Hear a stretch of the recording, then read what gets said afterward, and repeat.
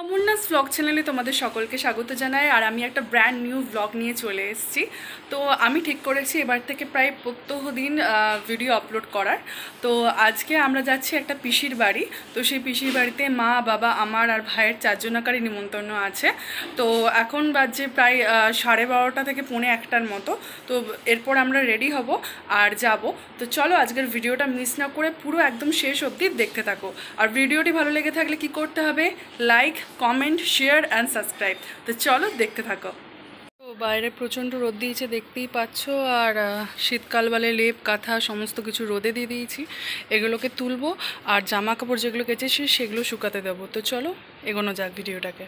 আমি রেডি হয়ে গেছি আর ভাইও রেডি হয়ে গেছে, মাও রেডি হয়ে গেছে। আমি, বাবা আর ভাই যাব আগে আর মা যাবে একটু পরে। তো চলো এরপর রেডি হয়ে নিয়ে আর একটু বাকি আছে, চুলটা একটু বাঁধবো তারপর যাব। তো চলো যাওয়া যাক। এখানে ভাই রেডি হয়ে গেছে আর আমিও রেডি। তো চলো এরপর স্কুটিটাও বার করে নিক, তারপর চলো যাওয়া যাক। লাগাতে লাগাতে বার করছে, গাড়ি চালাতেই জানে না। হালতে বলছি না, তোরা দুর্গা ঠাকুর দেখতে গেছিলে আর কালী ঠাকুর দেখতে গেছিলাম প্রাণটাকে হাতে নিয়ে। প্রাণটাকে হাতে নিয়ে বেরিয়েছিলাম, ঠিক এরকম ভাবে প্রাণটাকে হাতে নিয়ে এরকম করে প্রাণ চলো চলো চলো, এইখানে পড়ে গেল, ওইদিকে পড়ে গেল, এরকম প্রাণ হাতে নিয়ে গেছিল। তোরা যদি প্যানিক করিস আমি করব না, প্যানিক করিনি, কিন্তু প্রাণটাকে আমরা এরকম ভাবে হাতে নিয়ে গেছিলাম। আমার বাবার চুপ কর না, মুখটা বন্ধ কর না। না আমি আসবো, কিক মারতে হবে রে, দাঁড়া অফ করছি, দাঁড়া। তো এখানে গাড়ি নিয়ে বেরিয়ে পড়েছি। প্রথমে ভাই আছে, যেহেতু ও চালাচ্ছে, তারপর মাঝখানে আছে বাপি, আর শেষে আমি বসেছি। 3 জনে মিলে যাচ্ছিলাম। তো আমি ভাবলাম যখন যাচ্ছি তো আজকে একটু ভিডিওটা শ্যুট করা যাক। তো মোটামুটি ঠিকঠাকই গাড়ি চালাচ্ছিল, খুব একটা খারাপ গাড়ি চালায়নি। আর এখানে দেখতে পাচ্ছ রাস্তাঘাট প্রায় ফাঁকা ফাঁকাই ছিল দুপুরবেলা। তো জানি না, তাও রাস্তাঘাট খুব একটা ফাঁকা, মানে ভিড়ভাট্টা ছিল না, ফাঁকা ফাঁকাই ছিল। তো যাচ্ছিল আর আমি চেষ্টা করছিলাম যে পিসির বাড়ি যাওয়া অবধি যতটা রাস্তা তোমাদেরকে যতটুকু দেখানো যায়। তো এখানে এই যে মন্দিরটার কাজ চলছে সেটাও তোমাদেরকে একটু দেখিয়ে নিলাম। তো চলো এরপর পিসির বাড়ি পৌঁছে গেছি। পিসির বাড়ি আমাদের থেকে বেশি দূরত্বে নয়। আর এখানে এই যে এসে দেখতে পাচ্ছ, এটা হচ্ছে পিসিদের ঠাকুর ঘর। এটা 3 তলার ছাদে আছে। আর এর পাশাপাশি তোমাদেরকে দেখাবো পিসিদের বাড়ির পাশের পরিবেশটা। তো এটা হচ্ছে পিসিদের বাড়ির পাশের পরিবেশটা। তো বড় বড় গাছপালাও আছে, বাড়িঘরও আছে, সব কিছু মিক্সচার। তো আমি ভেবেছি যে কিছুটা ব্লগ করে দেখাবো, তো এর জন্যই তোমাদেরকে দেখাচ্ছি। আর এখানে এসো ভাইয়ার আর আমি। তো চলো এরপর নিচে যাওয়া যাক। চলে এসেছি পিসিদের বাড়িতে। আর এসেই আমি আজকে দেখাতে পারিনি যে আমি কি পরেছিলাম। এটা আমার কুর্তি। তো এটা তোমাদেরকে আমি দেখে নিলাম। আর এই যে আমার ভাই। তো এরপর নিচে খাওয়ার ব্যবস্থা হচ্ছে আর এরপর খেতে বসবো। তো এটা হচ্ছিল দাদা বৌদির রুম। তো চলো নিচে যাওয়া যাক।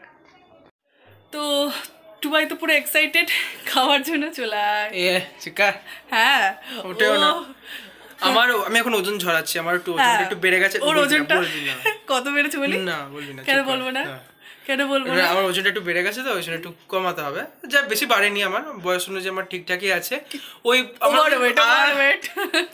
আমার একটু 70-75 মতন আছে, একটু কমাতে হবে, দিয়ে 65 আসতে হবে। ঠিক আছে, যাই হোক আমরা দেখতে থাকুন। 70-75 না, আরো বেশি, সেটা কি বলবো, 70-75ই আছে। ওটা বাড়ি বাড়ি বলার অভ্যাস আছে ওর সব জিনিসে। না, আমার বাড়ি বাড়ি বলার অভ্যাস। তোর কত বল? তোরটা বল। আমারটা তো সবাই জানে। চলো খাওয়ার দিকে যাওয়া যাক। তো আমি সিঁড়িতেই ছিলাম আর সিঁড়ি থেকেই তোমাদেরকে দেখিয়ে দিলাম। পিসি বললো তোরা খেতে বসে পড়, কারণ পিসেমশাইয়ের আসতে দেরি হবে আর পিসিরও খেতে দেরি হবে। তো পিসি এখানে খাবার বাড়তে শুরু করে দিয়েছিল। তো এখানে পিসি খাবারগুলো সাজাচ্ছিল আর আমি ভাবলাম যে খাওয়াটা, প্রথমে ভাবছিলাম ভিডিও করব কি করব না। তো তারপরে ভাবলাম যে করে নিই, কারণ তোমরা একটা জানো যে বাড়িতে কেউ মারা গেলে তারপর খেতে হয়, নিজেরই আত্মীয়র বাড়িতে খেতে হয়। তো যেহেতু দাদা মারা গেছে আর এখন 1 বছর হয়নি, তো এই জন্যই আমরা ভাবলাম যে পিসির বাড়ির যে নিমন্ত্রণ করেছিল সেটা যাওয়া যাক। তো সেজন্যই এসেছিলাম।